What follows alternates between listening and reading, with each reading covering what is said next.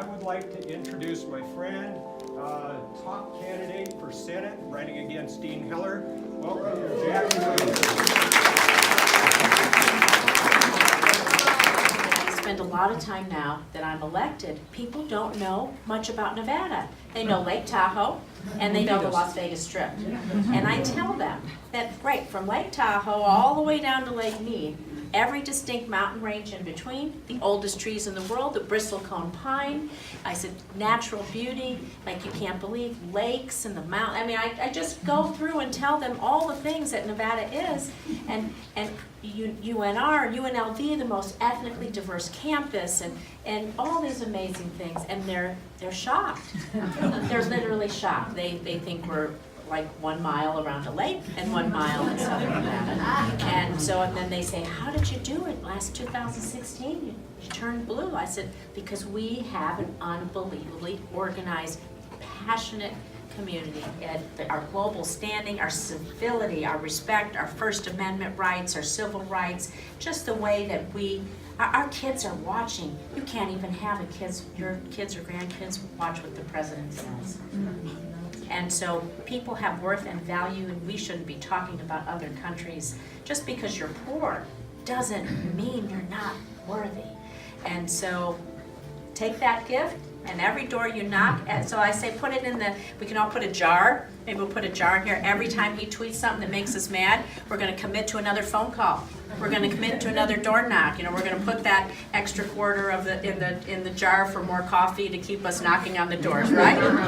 And that's the gift, and that's how you can help me, and how I can help you to win. You tell me your stories, we'll knock on the doors, we'll get the votes out.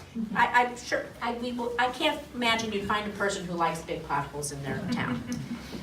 But so don't put something like build a wall, super controversial, in with the potholes, because then every town is angry because they still have the potholes, and you're putting that in something we can't get agreement. So take some of those things out, and when we talk about we want a clean infrastructure, clean whatever it is, it means don't let those other issues stand on their own. Let us fix the potholes. So we have a few task forces on problem solvers. Infrastructure is one of them, healthcare, tax reform, and immigration.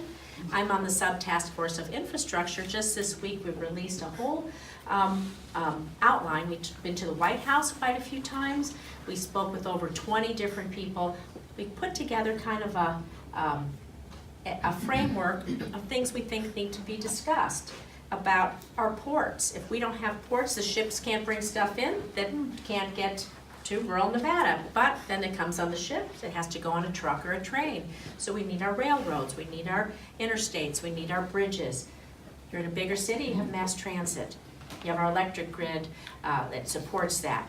You have our broadband, rural broadband, super important.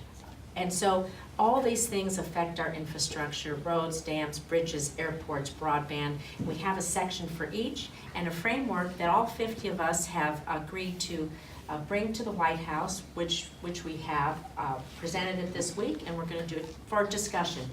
And it's not saying that these are solutions, but these are issues we've identified in every area, and these are ways we think we can get there. Some things Democrats like, some things Republicans like, so it's one of those balanced issues. I'm really, really proud of that, and you can see us trying to go forward and get some momentum. And in the rural areas, having that broadband is really important, and having those providers come out here, because lots of telephone calls to both Keller and Kennedy. And continue to do that, yeah, please. Please keep going like this. I memorized their phone numbers. But anyway, when I ask them, I call them on a certain subject, and I ask them, what's the senator or congressman's view on this? How are they going to vote? I don't know. How can you work in that office and not know how they're going to vote? Well, does that make sense to you? No, they just don't want to say. I know, they don't want to. They don't want to say. If they don't know, then they're not doing their job. They deserve to be voted out. That's what I was thinking. You should know and that. if they do know and they don't want to say, it's because they can't defend it.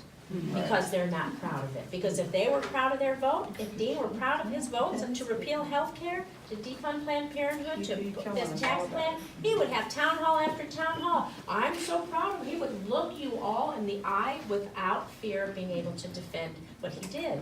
And since he, at his core, can't defend it, he doesn't take appointments, he's not doing big rallies, they're not answering questions. And so, he does know how he's gonna vote, and he knows that he's voting for Mitch And McConnell's the super staff PAC knows money. too. And the staff, well, the person who answers the phone may not, sometimes you have a staff assistant, and they may not know, for that defense of we have intern people, you know, sometimes college kids are helping us answer the phones. They may not know, but Dean Heller knows. And so, he just doesn't wanna say because he's not proud of his vote because he's caving every single time.